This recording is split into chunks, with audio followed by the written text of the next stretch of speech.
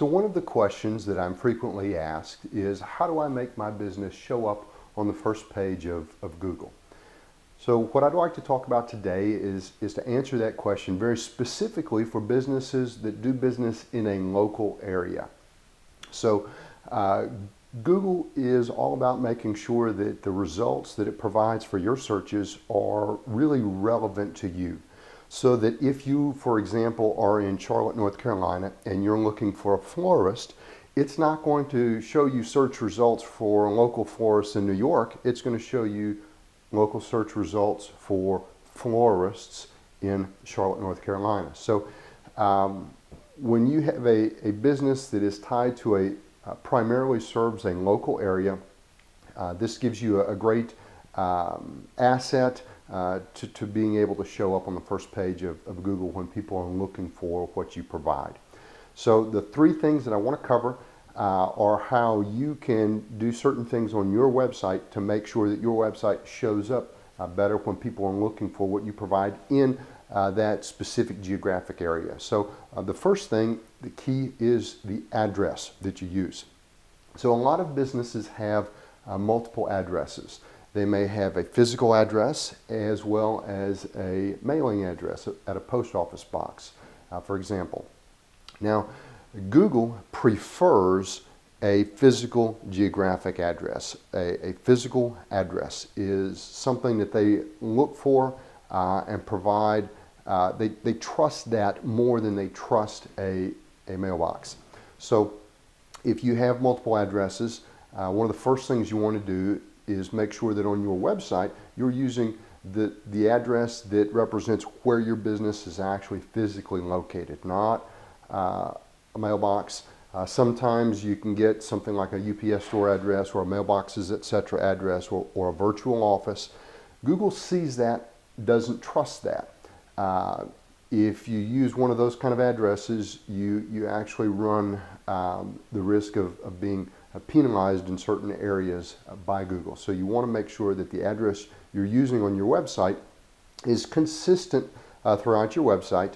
And you can have, other addresses on there as well, but you want to make clear your main address is being that physical address, because that is what Google is specifically looking for. And one of the things that Google does is it pulls other information about your company from publicly available data sources. So there are a lot of databases out there that maintain information about you and about your business.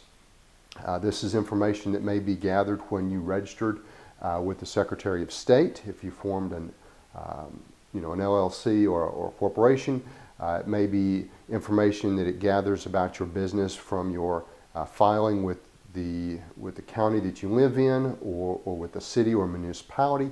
A lot of these pieces of information, when you register in various areas, those pieces of information are pulled from those databases and sold and available as out there online. Google looks at that information and uses it to, in a sense, kind of vet what you're telling it about your business through your website. So it's going to pull information about you from other places, and it's going to compare that to what it sees on your website. And when it sees a match, it trusts it. When it sees something that doesn't match, then Google views that with skepticism. And in some cases that can actually get you in trouble with Google. So the second thing, in addition to the address being a physical geographic address, the second thing we want to look at for improving your SEO results, so that your website shows up well for local searches in your area, is the phone number that you use. A lot of businesses have more than one phone number, and for some types of advertising, it's actually a best practice where you may have one phone number that's in use on a billboard, another phone number that's in use on a television commercial, another one for the Yellow Pages, another one for a radio commercial, another one for a newspaper. So with all of those different numbers, you're able to track and see, this ad got this many responses, and this ad got that many responses, and you're able to see where people found you from. Well, That is a great idea for other types of advertising. When it comes to online and it comes to your website specifically, the phone number that you have in use on your website should be your primary business phone number. The same, because Google, as I mentioned earlier, is going to be comparing what it knows about your business from other data sources with what you're telling it on your website. So you want to make sure that the number that you have on your website associated with that physical address is your main number. Ideally, it is a landline. I know that virtual phone numbers are very cheap. Some are even free, vanity numbers and various things like that. Google doesn't trust those to the same degree. It trusts a landline phone number the very most. Other phone numbers and answering services are kind of devalued in that sense.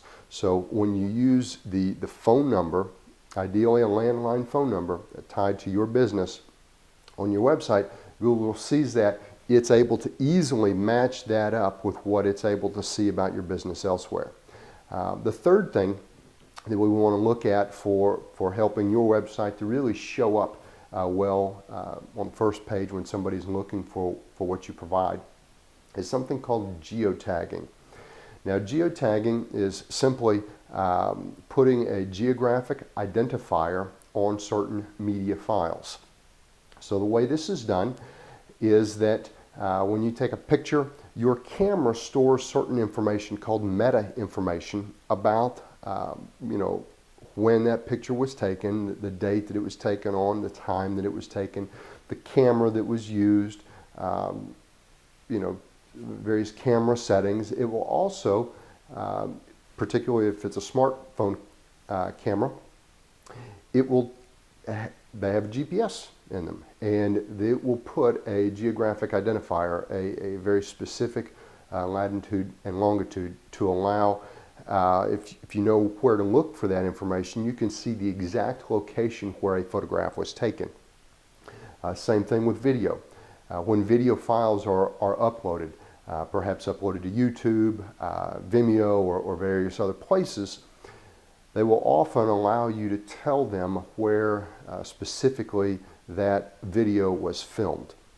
Now, when you do that for a local business, let's say you're just for example, you're in Charlotte, North Carolina, you want to, if you've got photographs of, let's say, your products that you carry, if you have if you sell products, if you are a service business, maybe this would be photographs of some of your clients or something of that nature. If you are able to then tag those photographs, or in the case of video, if it's a product review, or if it's a testimonial, or if it's you describing your service as a welcome video on your website, you're able to tag those to where those pictures or video were actually taken.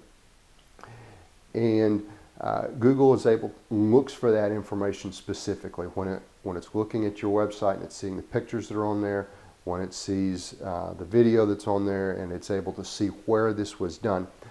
If you have those geotags on there, again, it provides another signal to Google that your business is based or very strongly connected with that local area, that city that you're in. And when you do that, when everything matches up, your physical address, your phone number, and these geotagging with pictures and video, when all those things, the signals that they provide that Google's looking for, when they converge to show that your business has a very strong connection with that local area, that city, then it helps you when it comes to making sure that your website shows up at the top of the search results when people are looking for what you sell or provide.